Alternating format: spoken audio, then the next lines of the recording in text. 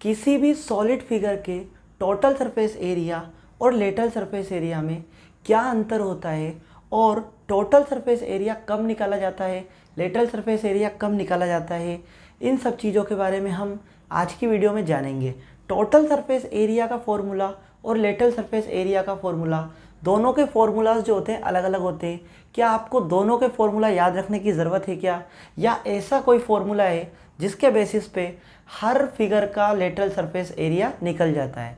जी हाँ, बिल्कुल, आपको किसी भी फिगर का लेटरल सरफेस एरिया याद रखने की बिल्कुल ज़रूरत नहीं है।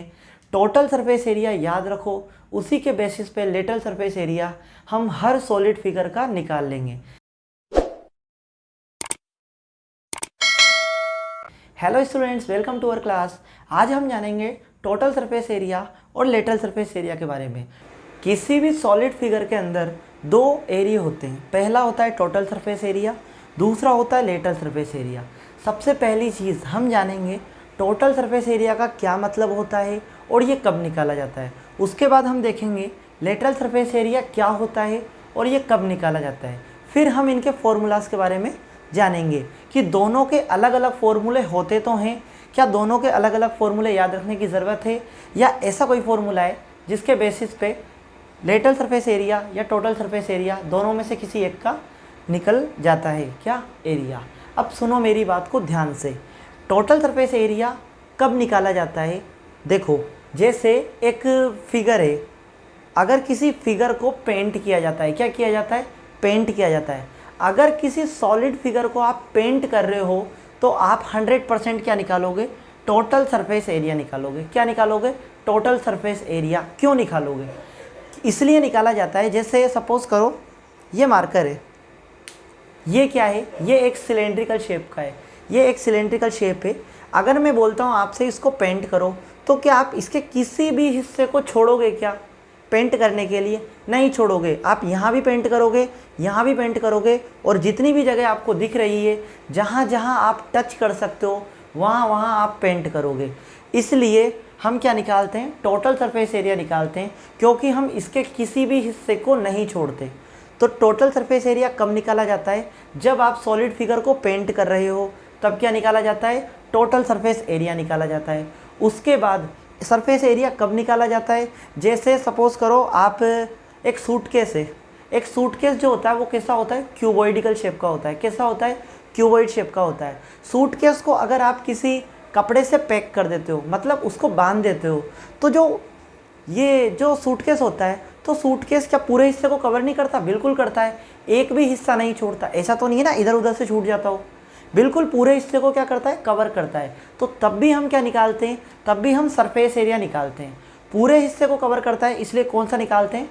टोटल सरफेस एरिया निकालते हैं। और कब निकालते हैं? जैसे अगर आप किसी मेटल से किसी चीज़ को बना रहे हो, जैसे आपने कोई मेटल ली और उस मेटल से अगर आप किसी सॉलिड फिगर के शेप को बना रहे हो, तब भी आप टोटल सरफेस एरिया फाइंड करते हो। 3 जगह पे टोटल सरफेस एरिया फाइंड किया जाता है। अगर आप पेंट कर रहे हो तो टोटल सरफेस एरिया फाइंड करोगे, अगर आप किसी चीज़ से किसी को पैक कर रहे हो तो आप टोटल सरफेस एरिया फाइंड करोगे, और अगर आप किसी मेटल से किसी चीज़ को बना रहे हो, किसी सॉलिड फिगर को बना रहे हो, तब भी आप टोटल सरफेस एरिया फाइंड करोगे। ये तो हो गया टोटल सरफेस एरिया कब फाइंड किया जाता है। और टोटल सरफेस एरिया क्यों किया जाता है? क्योंकि हम किसी भी हिस्से को छोड़ते नहीं हैं, पूरे हिस्से को कवर करते हैं। अब बात आती है लेटरल सरफेस एरिया क्या होता है और लेटरल सरफेस एरिया का मतलब क्या होता है, ये कब फाइंड किया जाता है। देखो, जैसे ये रूम है, ठीक है, इस रूम के हिस्से देखो आप, सामने वाला, बैक वाला, राइट वाला और लेफ्ट वाला, और कौन सा हिस्सा है? टॉप वाला और बॉटम वाला। तो कितने हिस्से हुए? 6। कितने हुए? 6। अगर लेटरल सरफेस एरिया की बात की जाती है तो किसी भी सॉलिड फिगर के लेटरल सरफेस एरिया का मतलब होता है हम उसके सभी हिस्से का एरिया निकाल रहे हैं, मतलब सभी पार्ट का एरिया निकाल रहे हैं, सिर्फ टॉप वाले हिस्से को छोड़कर और बॉटम वाले हिस्से को छोड़कर। क्या बोला मैंने? लेटरल सरफेस एरिया का मतलब हम बॉटम वाला हिस्सा और टॉप वाले हिस्से को कवर नहीं करते, तब हम क्या निकालेंगे? Lateral surface area. अब मैंने आपसे बोला कि जैसे ये रूम है, मैंने आपसे बोला मैं इस रूम में पेंट करवा रहा हूँ, लेकिन ना तो मैं सरफेस पर पेंट करवा रहा हूँ मतलब फ्लोर पर, और ना ही मैं सीलिंग पर पेंट करवा रहा हूँ मतलब ऊपर वाली छत पर। अगर मैं फर्श पर और छत पर पेंट नहीं करवा रहा, इसका मतलब मैंने टॉप वाले हिस्से को कवर नहीं करा और बॉटम वाले हिस्से को भी कवर नहीं करा। तो मैं क्या निकालूंगा, मैं लेटरल सरफेस एरिया निकालूंगा, क्योंकि मैं टॉप और बॉटम वाले पार्ट को कवर नहीं कर रहा, इसलिए मैं क्या निकालूंगा, लेटरल सरफेस एरिया। अब सुनो ध्यान से, ये मार्कर है, ये मार्कर सिलेंड्रिकल शेप का है। अगर मैं बोलता हूँ कि ये सिलेंड्रिकल शेप का मार्कर है, इसके टॉप वाले हिस्से और बॉटम वाले हिस्से को पेंट नहीं करना है, कवर नहीं करना है, तो आप क्या निकालोगे, आप लेटरल सरफेस एरिया निकालोगे। क्या निकालोगे, लेटरल सरफेस एरिया। और अगर मैं बोलता हूँ पूरा पेंट करना है तो टोटल, और अगर टॉप और बॉटम को कवर नहीं करना तो लेटरल सरफेस एरिया। तो लेटरल सरफेस एरिया का मतलब होता है टॉप और बॉटम को कवर मत करो, तो हम क्या निकालते हैं, लेटरल सरफेस एरिया। बात आपको समझ में आ गई, लेटरल सरफेस एरिया का मतलब क्या होता है और टोटल सरफेस एरिया का मतलब क्या होता है। अब हम आगे बढ़ते हैं। जैसे हमने सॉलिड फिगर ले लिया एक क्यूब, क्यूब का टीएसए क्या होता है, उसके बाद उसका एलएसए किस तरीके से बनाया जा सकता है, क्योंकि आपको सिर्फ टीएसए याद रखना है, एलएसए याद नहीं रखना है। मैंने आपको पिछली वाली वीडियो में बताया था कि किसी भी सॉलिड फिगर का वॉल्यूम आपको याद रखने की बिल्कुल ज़रूरत नहीं है। अब मेरा ये कहना है कि आपको किसी भी सॉलिड फिगर के किसी भी फॉर्मूले को याद रखने की ज़रूरत नहीं है, क्योंकि सिर्फ आप टोटल सरफेस एरिया याद रखोगे और उसी के बेसिस पे आप सब निकाल लोगे। ध्यान से देखो, टोटल सरफेस एरिया जो होता है क्यूब का वो होता है 6a²। क्या होता है, 6a²। अब लेटरल सरफेस एरिया फाइंड करने का फॉर्मूला किस तरीके से होता है, देखो, लिटरल सरफेस एरिया का मतलब क्या होता है, टोटल सरफेस एरिया, उसमें से हम माइनस कर देते हैं एरिया ऑफ टॉप, टॉप के एरिया को और बॉटम के एरिया को। किसको, बॉटम के एरिया को। टोटल सरफेस एरिया कितना आता है क्यूब का, 6a²। कितना है, 6a² लिख दिया। अब हमें टॉप का एरिया क्या करना है, माइनस करना है, बॉटम का एरिया माइनस करना है, इन दोनों को तो प्लस करना है। देखो, एरिया ऑफ टॉप, क्यूब होता है, क्यूब का जो फ्लोर वाला बेस होता है, मतलब जो बेस होता है वो किस पार्ट का होता है, मतलब किस फिगर का होता है, स्क्वायर शेप। तो स्क्वायर का एरिया कितना होगा, a² प्लस, ये प्लस है, बॉटम का एरिया कितना होगा, a², क्योंकि टॉप हो या बॉटम एक ही फिगर का होता है, वो कौन सा होता है, स्क्वायर, तो उसका एरिया आपने निकाल लिया। ये तो हो गया 6a², a² plus a², 2a², तो कितना आया, 4a²। कितना आया, 4a²। तो क्यूब का एलएसए क्या होता है, 4a²।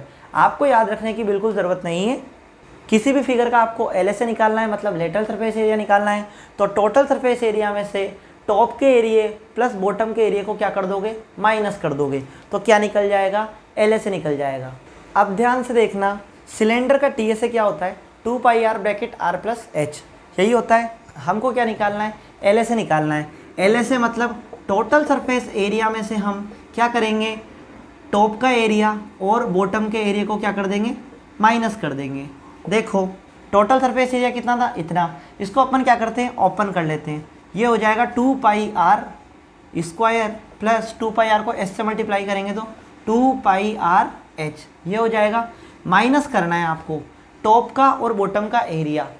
ये सिलेंडर है, सिलेंडर का टॉप वाला हिस्सा कैसा होता है, सर्किल शेप का, कैसा होता है, सर्किल, और बॉटम वाला भी कैसा होता है, सर्किल शेप का। सर्किल का एरिया क्या होता है, πr², ये तो सबको याद होगा, πr² प्लस बॉटम का भी कितना होगा, πr²। अब मेरी बात ध्यान से देखो, ये हो गया आपका 2πr² प्लस 2πrh वैसा का वैसा, minus πr² plus πr², 2πr², 2πr² से 2πr² कैंसिल हो गया, तो कितना बचा, 2πrh, कितना बचा, 2πrh। यही क्या होता है, एलएसए होता है किसका, सिलेंडर का। आई होप मैंने आपको जितनी भी बातें बताई है एलएसए और टीएसए के बारे में आपको बहुत अच्छे से समझ में आई होगी। कब लेटरल सरफेस एरिया फाइंड करते हैं, क्यों करते हैं, कब टी एस ए फाइंड करते हैं, क्यों करते हैं, आपको ये बात समझ में आ गई होगी। अगर आपको ये वीडियो अच्छी लगी है तो प्लीज़ वीडियो को लाइक करें और चैनल को सब्सक्राइब करना ना भूलें। बेल आइकन पर प्रेस कर दें ताकि आगे आने वाली वीडियोज़ की नोटिफिकेशन आपको टाइम पर मिल सके। Thank you.